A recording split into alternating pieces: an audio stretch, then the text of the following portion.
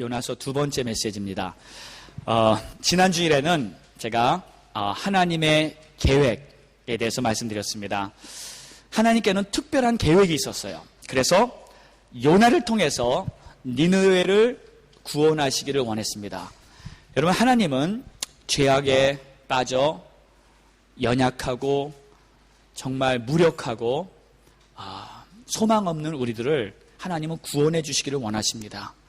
하나님의 의도는요, 우리를 심판하고 우리를 정말 정죄하고 하나님의 공의로 모든 것을 이끌어가기 전에 하나님은 사랑으로 우리를 구원하시고 우리를 살리시고 우리를 회복해 주시길 원한다는 것을 성경은 누누이 우리에게 말씀을 하고 있습니다.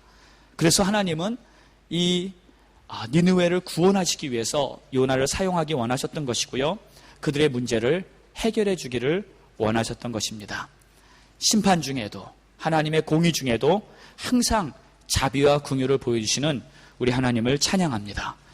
용서와 오래 참음으로 항상 우리를 기다려주신 하나님을 찬양합니다. 자, 그리고 1장을 제가 깊이 들여다보니까 너무나 큰 하나님의 사랑을 느꼈어요. 와, 이거는 정말 엄청난 사랑이다. 어떻게 이루실 수가 있을까, 하나님? 하면서 그 넓은 하나님의 마음, 하나님의 자비와 용서와 은혜를 느낄 수가 있습니다. 내가 바로 요나 같은 사람인데, 내가 하나님의 뜻을 알고도 등을 돌렸고, 하나님이 부르실 때 알면서도 내가 순종하지 못했고 반항하면서 도망친 사람이 바로 난데, 그런 나를 포기하지 않으시고 끝까지 지키시고 인도하시는 그 하나님, 우리는 그 하나님께 감사해야 합니다. 그래서 오늘은 하나님께 감사하자는 주제로 말씀을 전합니다. 여러분, 감사가 회복되잖아요. 이 감사의 사람이 되면 실제적으로 영적인 모든 게 다 풀리더라고요. 예. 실은 감사가 없고 왠지 내 마음이 공고했기 때문에 실은 영적 문제가 거기서부터 시작되더라고요. 여러분, 하나님께 감사하십니까? 예. 그리고 오늘 예배를 드리면서 다시 한번 여러분의 감사가 갑절로, 진짜 하나님 앞에 나는 감사해서 평생토록 하나님께 감사하며 살리라, 이러한 고백도 나올 수 있는 그러한 여러분 되시기를 예수 이름으로 축원합니다. 자, 그럼 구체적으로 어떤 것에 감사할지 한번 생각해 보겠습니다. 오늘 본문을 잘 들여다보니까요, 제가 본문을 여러 번 읽었어요. 여러 번 읽으면서 하나님의 마음이, 하나님의 뜻이 어디에 있는가, 그것을 알기 원했어요. 근데 오늘 본문을 보니까요, 무엇을 감사해야 할지 분명하게 보여요. 그러니까 하나님은 나를 이해해 주세요. 하나님은 나를 인정하고요, 나를 있는 모습 그대로 받아주세요. 여러분 보면요, 하나님이 정말 나의 심정, 깊은 내 마음속에 있는 나의 의도를 완전하게 이해하고 계신다는 거 여러분 아십니까? 사람들은요, 실은 세상은요, 나를 이해하는 것 같지만 실은 온전히 이해하지 않습니다. 아니, 못합니다. 근데 다 몰라줘도요, 우리 주님만큼은 나를 온전히 이해하고 계십니다. 심지어는 사람들은요, 때론 나를 이상한 눈으로 쳐다봐요. 저 사람은 왜 저러고 있지? 심지어는 가족들도요, 도대체 왜 저러지? 같이 사는 부부마저도요, 때로는 서로의 마음을 진정으로 모르는 경우가 참 많이 있습니다. 그런데 우리 주님은 알고 계세요. 완전히 나의 마음을 이해하시고 나를 온전히 받아주시는 하나님이시라는 거, 여러분 감사하십시오. 여러분, 별거 아닌 것 같지만 내 마음을 온전히 알아주는 분이 계시다는 거, 이거 굉장한 겁니다. 모두 나를 이해 못해요. 아무도 나를 몰라요. 내 마음 깊은 속에 있는 그것을 아무도 모르지만 우리 주님만큼은 그것을 아시는 거예요. 왜 그런지. 그리고 그것을 인정해 주는 거예요. 오케이, 괜찮아. 나는 너를 알아. 그게 우리 주님이세요. 그것은 다른 말로 하나님께서 나를 인격적으로 대해준다는 뜻입니다. 인격적으로. 하나님이 나를 존중해 주신다는 뜻이에요. 여러분, 하나님에게 원칙이 있다는 거 아시죠? 하나님은 어떠한 기준이 있습니다. 어떠한 법이 있습니다. 그래서 그 원칙을 깨면요, 분명히 하나님께서 예리하고 날카로운 판단으로 그것에 대해 심판을 하세요. 불꽃 같은 눈동자로 우리를 보신다고. 우리의 마음 속을, 깊은 속까지 다 보고 계신다고. 그래서 하나님은 속일 수가 없습니다. 우리가 정확하게 하나님은 판단하시죠. 그래서 우리는 그분을 공의의 하나님, 공의로 판단하시는 하나님이시다 하고 분명히 성경은 말하고 있습니다. 여러분, 근데 인격적으로 대해준다는 것이 어떤 뜻인지 아세요? 나의 연약함, 나의 부족함, 그것을 그대로 인정하고요, 하나님께서 그것을 용납해 준다는 거예요. 그러니까 나를 그대로 이해해 주신다는 거예요. 내가 원하는 것 들어주신다는 거예요. 별로 감동을 안 받으시네. 내가 원하는 거 하나님이 들어주십니다. 아멘? 내가 소원하는 바, 내가 구하는 바 하나님이 들어주세요. 이것은 하나님이 내 마음을 보시고 나를 인정해 주신다는 뜻이에요. 나의 인격을 존중해 주신다는 뜻입니다. 그리고 내 의견을 다 오케이. 때론 하나님의 원칙이 있는데 그것을 넘어서 나를 인격적으로 대해 주시는 거예요. 이게 우리 하나님이십니다. 제가 쉬운 예를 하나 들어볼까요? 아빠가 어린 아이를 데리고 가게에 갑니다. 가게에 가서 어떤 물건을 이렇게 보고 있는데 아기가 장난감을 하나 들고서 아빠 이거 나 사줘요 하고 가져오는 거예요. 근데 얘가 지금 10살이에요. 근데 사달라는 그 장난감을 보니까 6살짜리 아이의 장난감이에요. 근데 이거 사달라고 아빠한테 막 조르는 거예요. 아빠가 딱 봤을 때 속으론 아니 이거 6살짜리가 가져오는 건데 너무 유치하게 왜 그걸 골랐니 하는 생각이 분명히 있겠죠. 그런데 이 아빠가요, 그 말을 안 해요. 그리고 그 아기가 집어든 장난감을 보면서 너 이거 원해? 너 이거 좋아? 잘 골랐네. 좋네. 그리고 이거 사자. 오, 좋다. 하면서 사주는 거예요.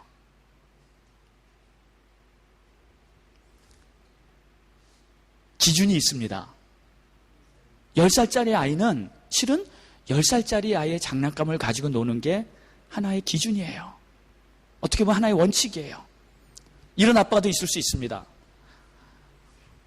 유치한 거 하나 들고 와서 아빠 사줘 그랬을 때 딱 보고 이거 6살짜리 장난감. 야, 이거 6살짜리가 가지고 노는 거야. 너는 몇 살? 10살. 10살. 너 10살이다. 그러면서 다른 거 찾아서 이거가 어떠니 하면서 보여줄 수도 있잖아요. 그런데 우리 하나님은요, 전자로 너가 고른 거 그래 좋아 사자. 그거 사주는 거예요. 그 아이의 인격을 그대로 존중해주고 받아주고 세워주는 거예요. 왜? 그 아이를 인격적으로 그대로 대해주는 것입니다. 여러분, 이것은 우리 하나님이 우리를 대하시는 모습이에요. 하나님도 원칙이 있습니다. 하나님도 기준이 있습니다. 그 하나님의 원칙과 기준을 우리 한 사람 한 사람에게 다 자로 재듯이 한다면 우리는 하나님 앞에 나올 사람이 단 한 사람도 없었을 거예요. 그러나 이 기준을 다 깨고요, 이 원칙을 다 깨고요, 나는 너를 있는 그대로 받아준다. 너의 마음, 너의 생각, 너의 의견 내가 그대로 존중해준다 하면서 우리를 받아주신 것이 우리 하나님 아버지의 사랑이십니다. 그래서 여러분 감사하셔야 돼요. 나를 있는 모습 그대로 받아주신 그 주님께 감사하셔야 됩니다.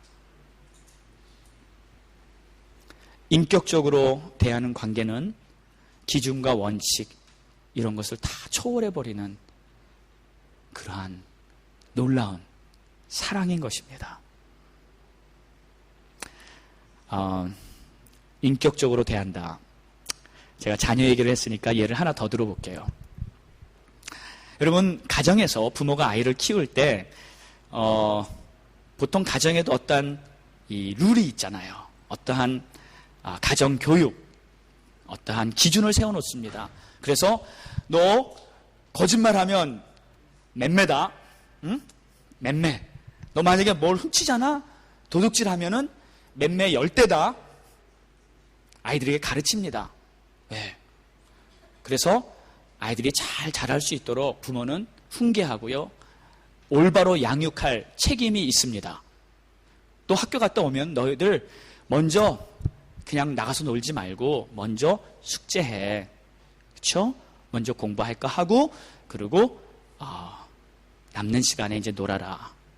TV 보지 말고 먼저 숙제하고 그 다음에 TV 봐라. 이런 것은 하나의 가정의 룰로 자녀들을 양육하곤 합니다. 그런데 아이들이 뭐 항상 말을 잘 듣나요? 그렇진 않죠. 엄마 아빠 없으면 바로 TV로 달려가죠.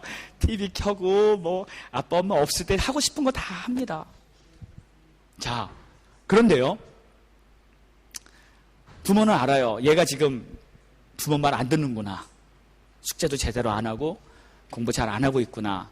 알면서도 이렇게 지켜보고 있습니다.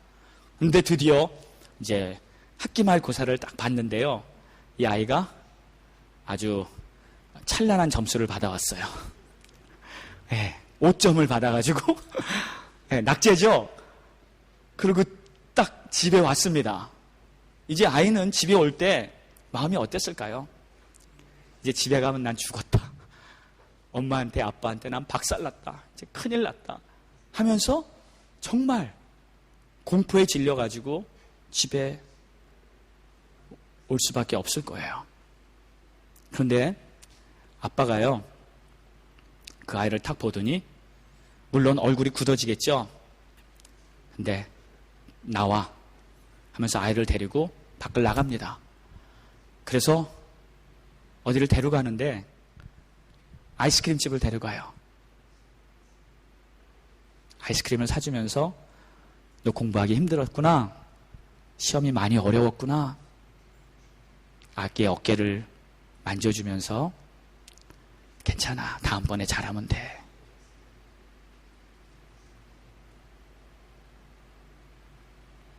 그리고 그 아이를 다시 격려하고 세워주고.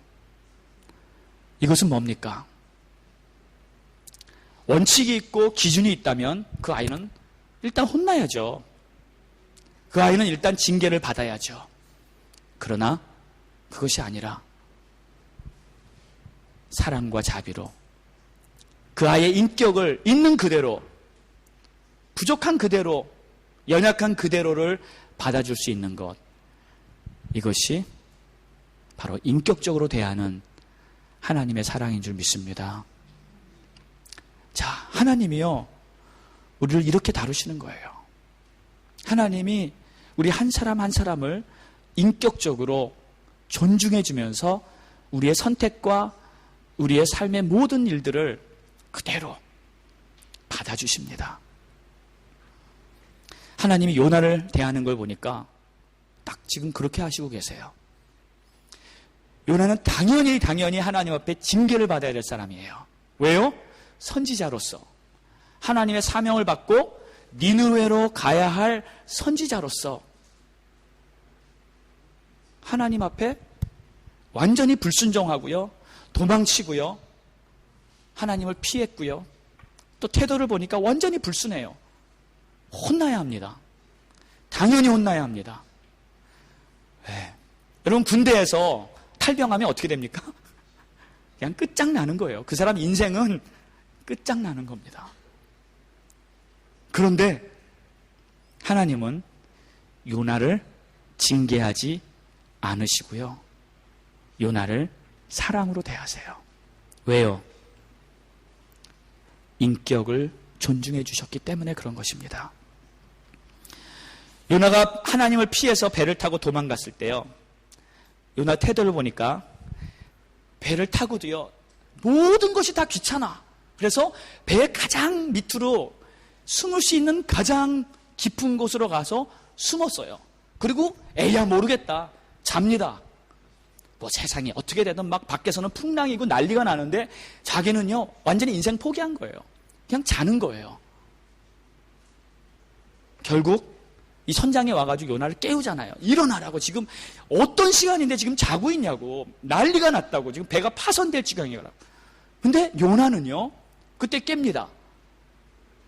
상황을 보니까 진짜 큰일 났어요. 그때 요나는요 선장의 말을 듣습니다. 선장이 이런 얘기를 해요. 이게 무슨 원인인지 우리는 알고 싶다. 누구 때문에 이런 일이 나는지를 알고 싶다. 그 말을 들었을 때 요나는 직감적으로 알았을 거예요. 이거 나 때문인데? 그렇죠? 나 때문에 지금 이 일이 생기고 있는데?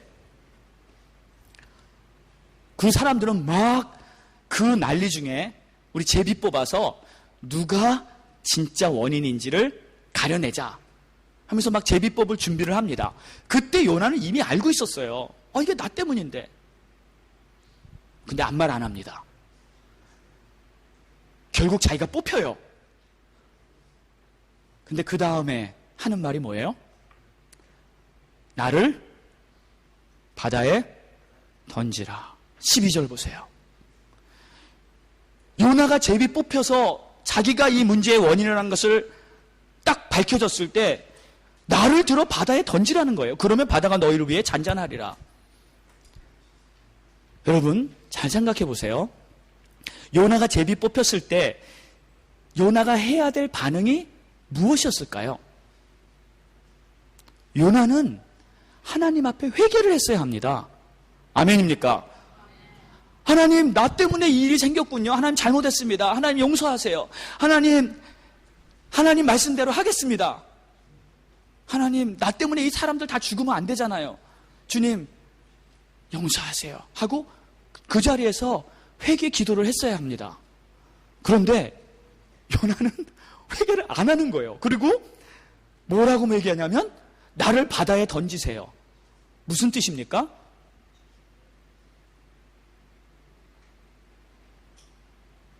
하나님의 일은 안 하겠다는 거예요. 죽어도 안 하고 싶다는 거예요. 그리고 기도도 안 하겠다는 거예요. 그리고 바다에 들어가는 건 뭡니까? 자살이에요. 자살입니다. 난 그냥 죽어버리겠습니다. 다 싫습니다. 인생 포기한 거예요. 지금 상황이 심각한 겁니다. 그 상황에서 하나님이 어떻게 요나를 대하시는가? 여러분 보니까요, 그 배에 탄 모든 사람들이 뭐 했는 줄 아세요? 기도를 했어요. 요나 한 명만 빼고. 하나님을 믿는 요나는 기도를 안 하고요, 하나님을 안 믿는 다른 사람들은 그 배에서 다 기도하고 있어요. 이게 도대체 어떻게 된 거예요? 14절을 보세요.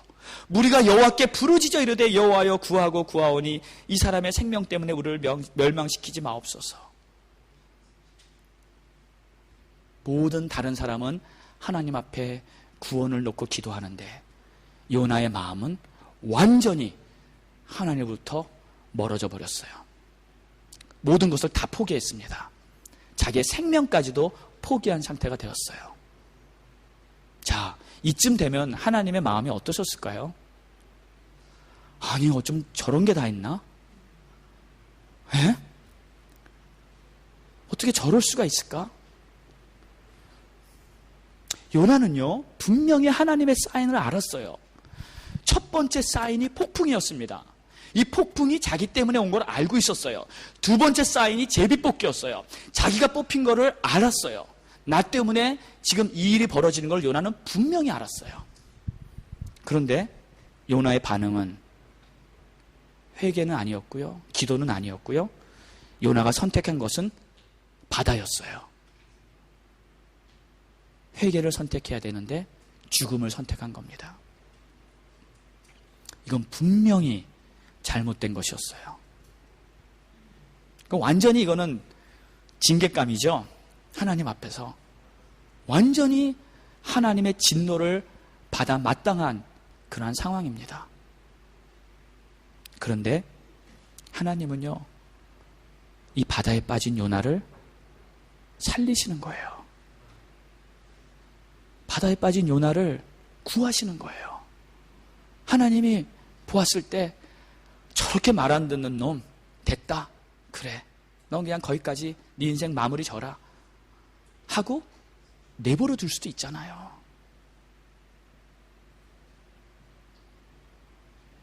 근데 하나님은 그 요나를 살리십니다.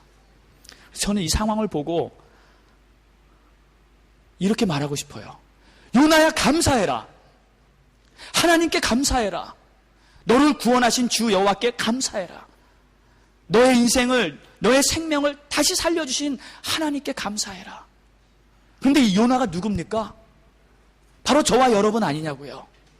하나님의 말씀, 하나님의 뜻을 알고도 계속 못 들은 척하고 피하고 도망했던 바로 우리의 모습이 아닌가요? 그런데 하나님은 그런 우리를 책망하지 않으시고 징계하지 않으시고 우리를 매번 다시 살리시고 다시 이끌으셔서 하나님의 길에 갈 수 있도록 붙잡아 주시 않으셨냐고요. 이것이 바로 복음입니다. 이것이 하나님의 은혜입니다. 그래서 우리는 하나님 앞에 날마다 감사하며 살아가는 그런 주님의 자녀가 되어야 될 줄 믿습니다. 징계받아야 마땅한데 내가 잘못한 거 당연히 하나님 앞에 그 값을 받아야 마땅한데 그러지 않고요.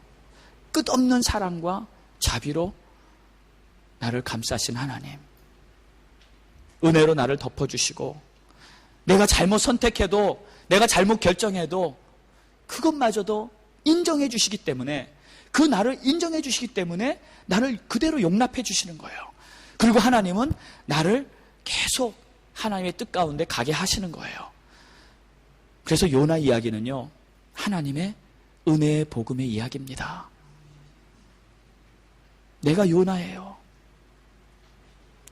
그 요나를 구원하시고 그 요나를 통해서 역사하신 하나님을 찬양하시기 바랍니다. 자, 두 번째를 보니까요, 진짜 이것도 너무너무 감사해요. 하나님께서 우리를 인도하실 때 강권으로 인도하십니다. 강권. 요나서를 쭉 보면요, 이제 여러분 계속 보실 거예요. 한 가지 아주 눈에 띄는 내용이 있는데 이건 요나를 향하신 하나님의 강권적인 인도예요. 그냥 뭐 이렇게 살짝살짝 다루시는 게 아니라 하나님의 뜻을 하나도 포기하지 않으시고 그냥 완벽하게 밀고 나가시는 거예요. 강권적인 인도. 아무리 도망치고 아무리 숨어도 하나님이 다시 제자리에 갖다 놓으시는 거. 그러니까 어떻게 보면요, 요나의 선택과 요나의 자유의지가 소용이 없을 정도로, 그렇죠? 분명히 자기는 딴 데로 가는 거예요. 도망치는 거예요. 근데 그게 안 먹혀요, 하나님한테. 하나님은 강권적으로 요나를 인도해 가십니다. 여러분, 근데 이게요, 이게 은혜더라고요. 강권적인 하나님의 인도가 최고의 은혜라는 것을 믿으시기 바랍니다. 이게 최고로 감사할 조건이더라고요. 보세요, 하나님이 요나를 보고요, 아쭈 이것 봐라, 너 그렇게 할래? 그래, 너 한번 마음대로 해봐 하고 만약에 하나님이 그냥 놔두셨으면, 나 손 놓게, 너 마음대로 해봐 그랬으면요, 끝이에요. 요나서는 그냥 1장에서 끝나는 거예요. 더 없습니다.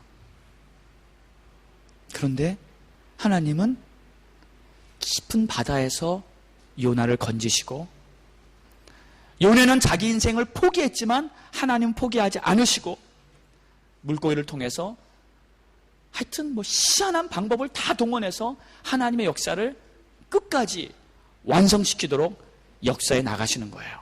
그래서 결국은 니느웨까지 가게 됩니다.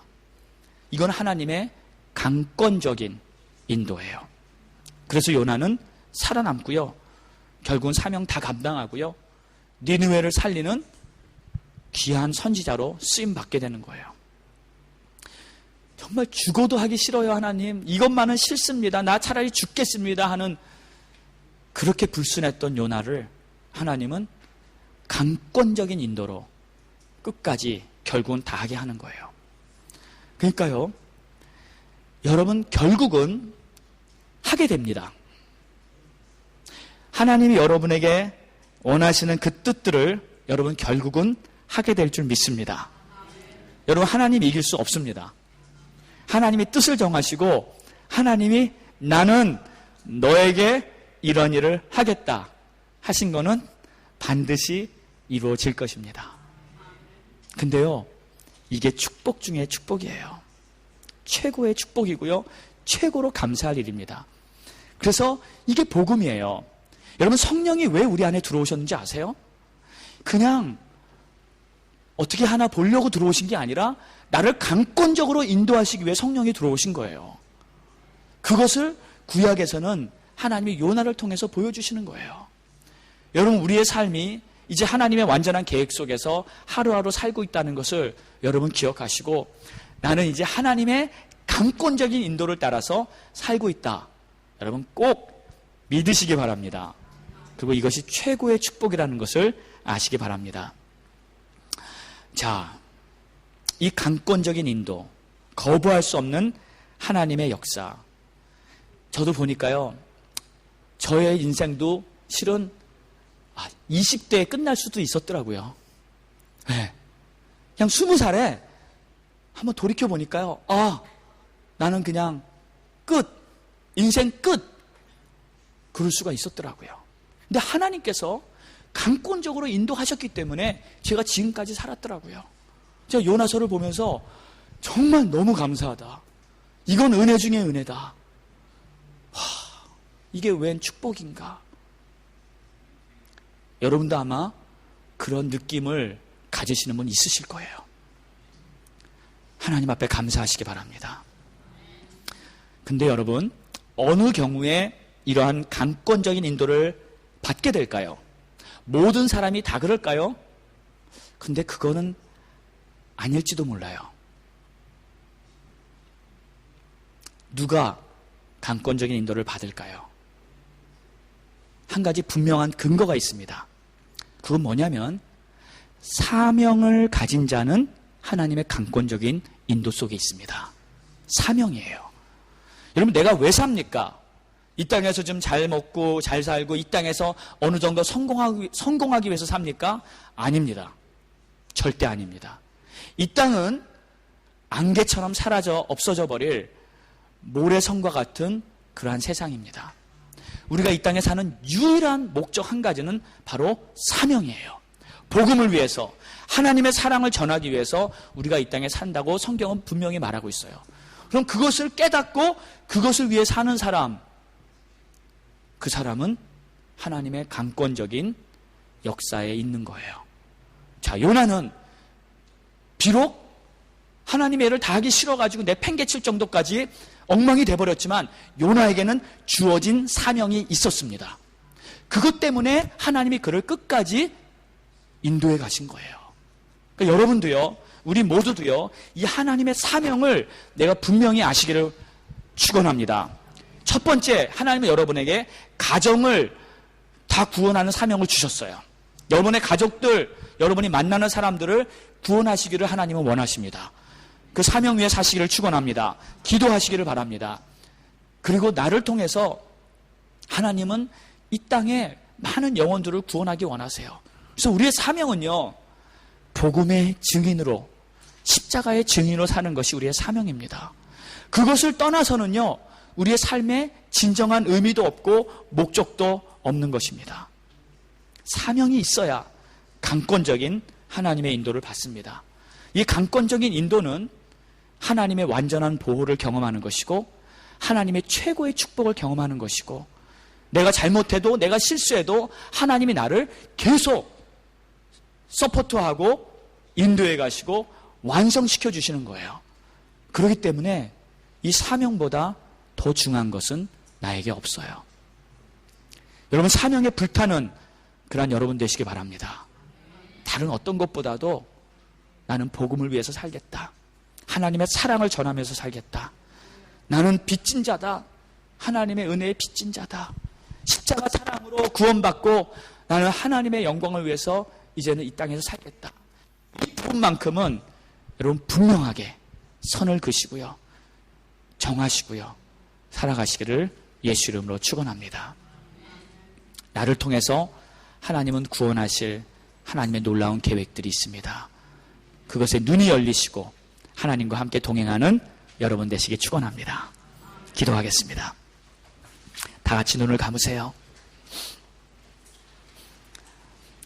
여러분, 하나님께 얼마나 감사하고 있습니까? 정말 내가 하나님께 불순종하고 도망치고 반항하고 하나님께 불순한 태도를 보이고 바로 내가 요나 같은 사람이었는데 하나님은 그런 나를 징계하고 책망하고 벌 주시기 대신에 계속 품어주고 용서해주고 그런 너를 내가 이해한단다. 그래도 내가 너를 사랑하고 너를 통해 할 일이 있단다 하면서 끝까지 강권적으로 인도해 가시는 그 하나님의 사랑 앞에 여러분 감사하십시오. 정말 감사하십시오. 징계를 받아도 수십 번 수백 번 받아야 할 우리들인데 그 징계를 넘어서 우리를 인격적으로 대해주는 하나님의 사랑 앞에 진심으로 감사하십시오. 그리고 하나님 앞에 귀하게 쓰임 받으시기 바랍니다. 오늘 마음을 활짝 열고 주님 앞에 기도하세요. 하나님, 내가 이제 주님의 뜻을 따르고 하나님의 영광을 위해 살겠습니다. 증인의 삶을 살겠습니다. 주여 나를 도우세요. 우리 같이 통성으로 기도합니다. 할렐루야. 하나님 감사합니다.